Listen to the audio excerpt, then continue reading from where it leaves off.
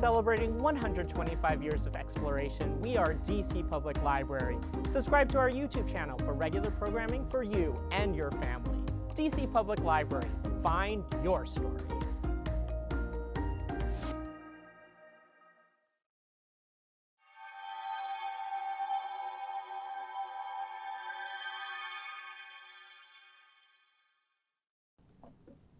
Bienvenidos. How's everybody doing today? My name is Domingo. My pronouns are she, her, or they, them, and I'm here to read 3 fantastic books for Pride to celebrate the month of June. We have Carmela Full of Wishes, we have Julian is a Mermaid, and then to close it out for the Pride season, I'm going to read Rainbow Fish. We're going to start off here with Carmela Full of Wishes, and this is by Matt de la Peña, and illustrated by Christian Robinson. Okay, so let's just get right into it, shall we?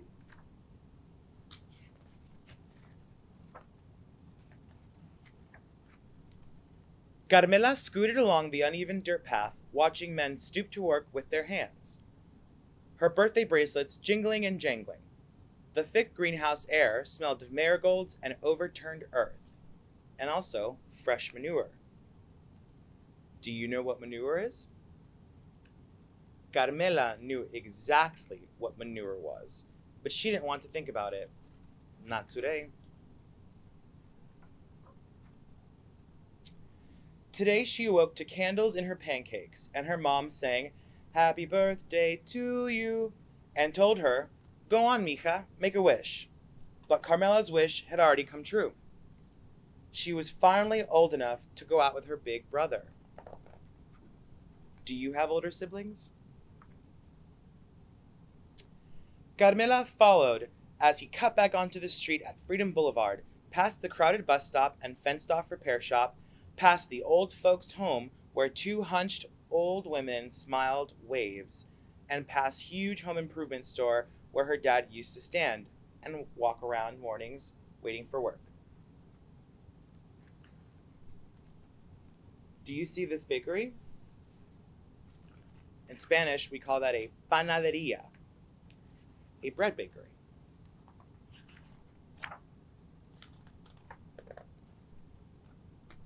Carmela tried to make small talk with her brother as their metal cart rattled, but her brother did not want to make small talk back. He didn't want her tagging along at all. Too bad, she told him.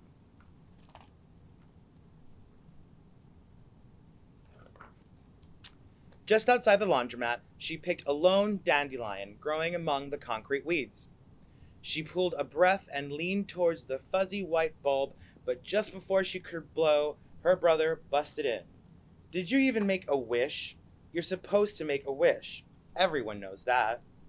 "Of course I made a wish," she told him, but it was a lie. Carmela didn't know.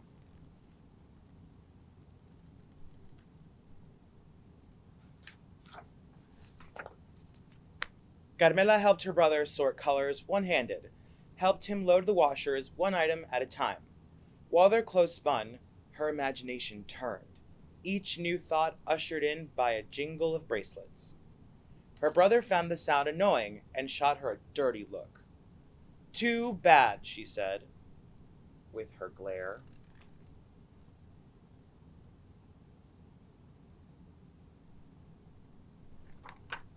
She jingled her bracelets, and she rode up to Miss Maria's vegetable stand, imagining a machine built into her bedroom wall, one that would spit out anything she could think of, but mostly candies.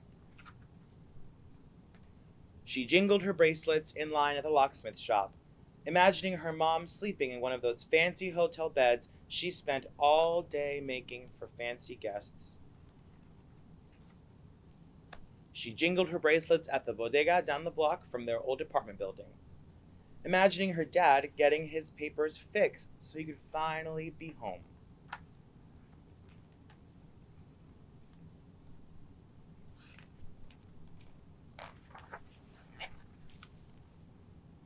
She jingled her bracelets outside the pharmacy, eyeing the shiny new bikes in the window.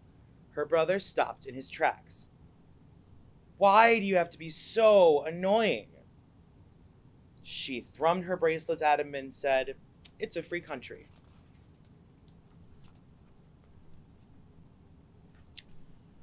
The only time she didn't reach for her bracelets was when her brother ducked into his friend's house. Carmela slumped down on the curb, silently imagining all the things she could turn him into. The slimy pink tail of a rat, a cockroach scurrying away from the light, a wheelbarrow full of manure left in the sun. She stared down at the dandelion in her hand. It seemed so much more important now that she knew it was a place to put her wishes.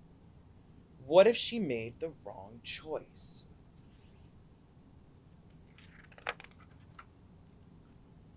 Carmela tried to hop a curb on a long trip home, but her tire caught her and the handlebars twisted and she went crashing to the concrete. "Don't cry, don't cry, don't cry," but then she saw her dandelion crushed beside the drain. She looked up at her big brother, warm tears rolling down her cheeks. He lifted up her scooter. "You okay?" She shook her head and pointed. "My wish."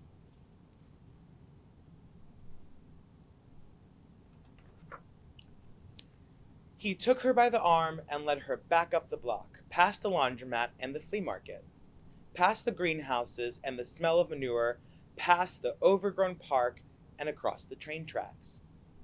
He didn't stop until they made it to an abandoned farmhouse near a cliff overlooking the sea. "Close your eyes," he said.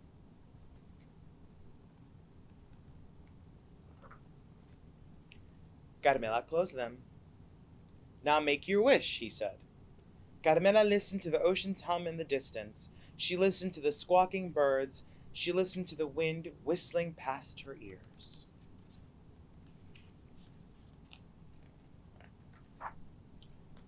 Then she opened her eyes, and she saw hundreds of tiny white spores lifting into the air, floating outwards to the far-off surf.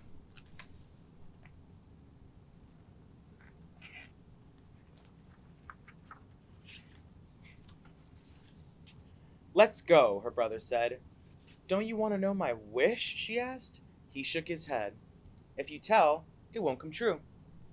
She looked back one last time and then took her bracelets and followed her brother home.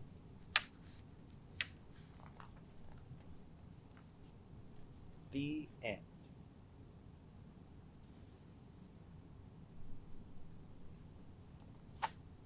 Did you all enjoy Carmela Full of Wishes? It's one of my favorite books to read around story time, and I think I always will. So, next up is Julian is a Mermaid by Jessica Love.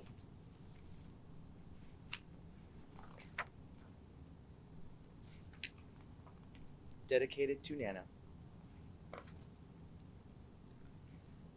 This is a boy named Julian, and this is his abuela. And those are some mermaids.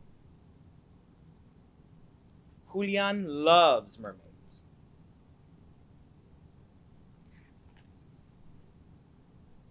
Do you like mermaids?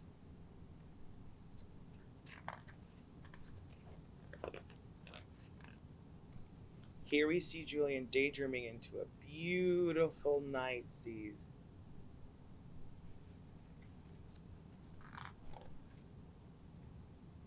Something's happening.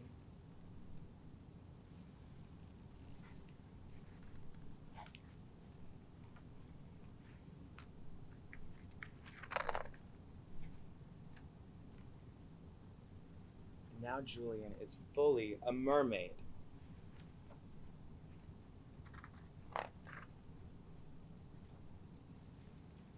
Vámonos, mijo. This is our stop. There's Julian waving away to his mermaid friends. Abuela, did you see those mermaids? I saw them, mijo. Nana was not interested.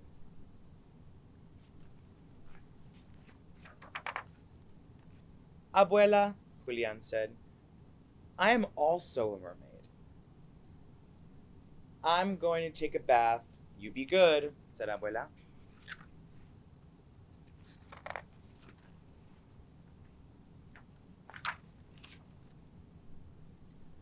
Julian has a good idea. Do you ever play imagination before your shower?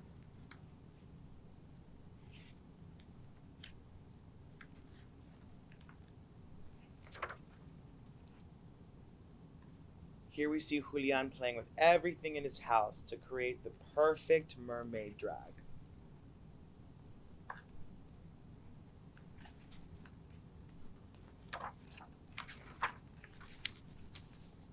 Uh-oh, it looks like Abuela found Julian. Oh, she says. Uh-oh, says Julian. Come here, mijo. I think Julian feels like he's in trouble.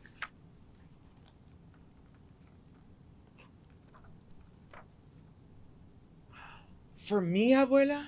For you, Julian. Here we see Abuela giving Julian a nice, beautiful necklace.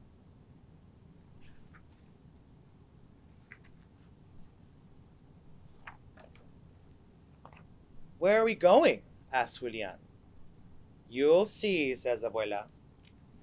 Abuela has a sneaky plan. Mermaids, whispers Julian.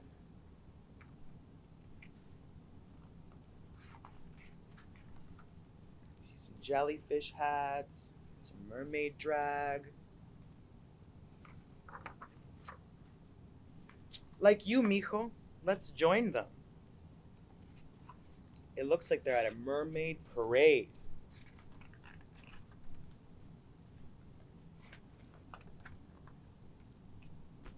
And off they go.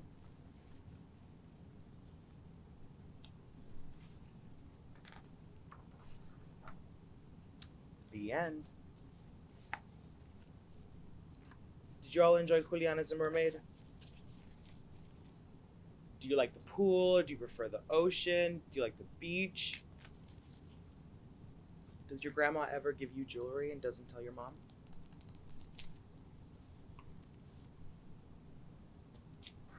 All right, kids. I'm on to the last one. We're going to finish off with The Rainbow Fish. And this book's been around since I was a kid, and it was my favorite then, and it's still my favorite now. The Rainbow Fish by Marcus Pfister.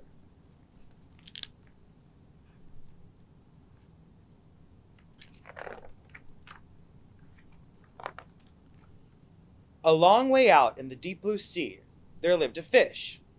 Not just an ordinary fish, but the most beautiful fish in the entire ocean. His scales were every shade of blue and green and purple, with sparkling silver scales among them. You guys see that sparkle?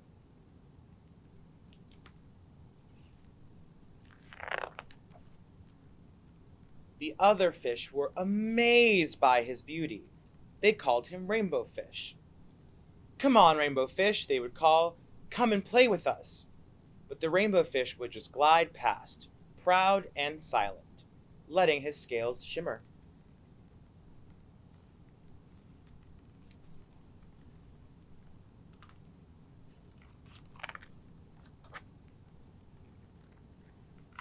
One day, a little blue fish followed after him. Rainbow Fish, he called, wait for me. Please give me one of your shiny scales. They're so wonderful, and you have so many. Do you think Rainbow Fish is going to share?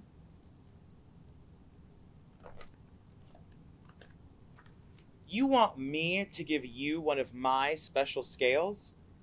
Who do you think you are? Cries the Rainbow Fish. Get away from me. Shocked, the little blue fish swam away.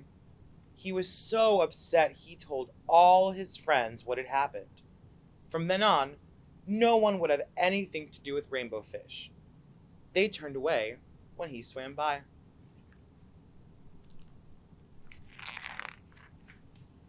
Doesn't seem that they're interested in his beautiful scales anymore.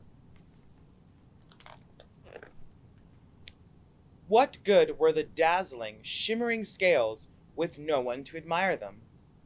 Now he was the loneliest fish in the entire ocean. One day, he poured out his troubles to the starfish. I really am beautiful. Why doesn't anybody like me?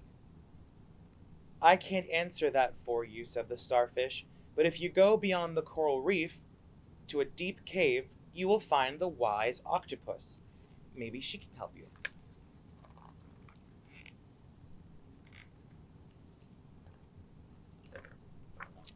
The rainbow fish found the cave. It was very dark inside, and he couldn't see anything. Then, suddenly, two eyes caught him in their glare, and the octopus emerged from the darkness.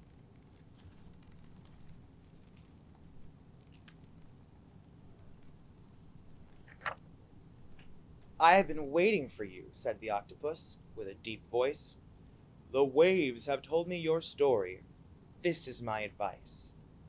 Give a glittering scale to each of the other fish.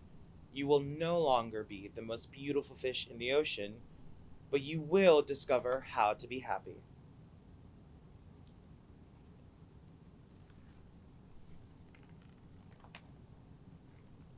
I can't, the rainbow fish started to say, but the octopus had already disappeared into a dark cloud of ink.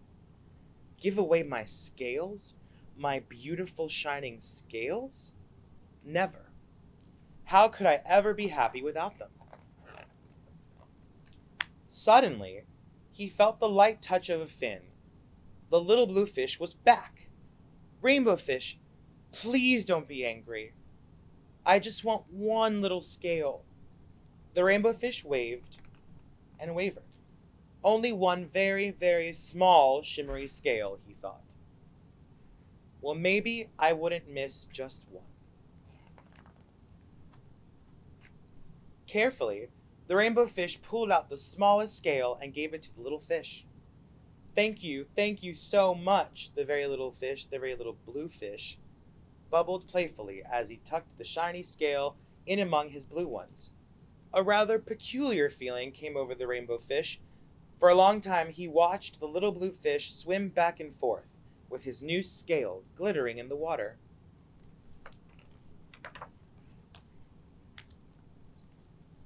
The little blue fish whizzed through the ocean with his scale flashing, so it didn't take long before the rainbow fish was surrounded by the other fish. Everyone wanted a glittering scale. The rainbow fish shared his scales left and right, and the more he gave away, the more delighted he became. When the water around him filled with glimmering scales, he at last felt at home among the other fish.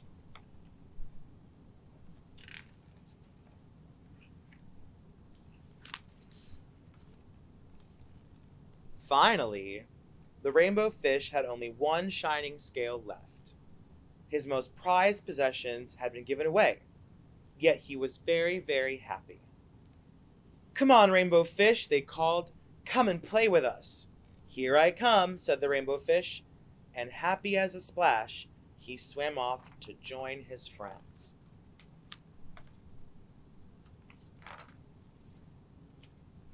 See, kids, this is a story about sharing.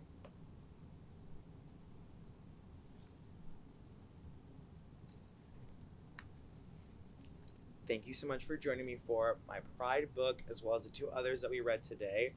I hope you love them just as much as I do. Thank you for joining me.